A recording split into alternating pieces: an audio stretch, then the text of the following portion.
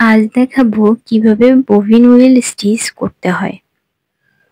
প্রথমে কাপড়ের উপর একটা গোল সার্কেল করে নিয়েছি, তারপর সেটাকে 5টা ভাগে ভাগ করে নিয়েছি।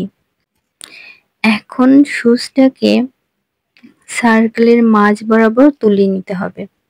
নিয়ে যে 5টা ভাগে ভাগ করলাম সেই দাগের উপর দিয়ে সুতোটাকে পাস করাতে হবে।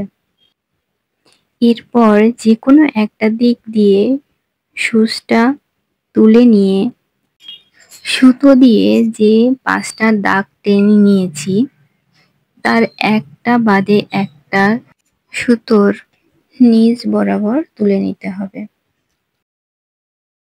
এভাবে একটার পর একটা করতে থাকলে এটা একটা ফুলের আকৃতি নিয়ে নেবে। এটা অনেকটা গোলাপের মতোই দেখতে হবে। এই স্টিচটা খুবই সহজ, একবার দেখলে যে কেউ অনায়াসেই এই গোলাপ ফুলটা তৈরি করে নিতে পারবে। আমার মনে হয় ফুল এমব্রয়ডারি করার জন্য এটা সবথেকে সহজ স্টিচ। এই স্টিচটা দিয়ে যত সহজে ফুল তৈরি করা যায় আর কোনো ফুল হয়তো এত সহজে এমব্রয়ডারি করা যায় না।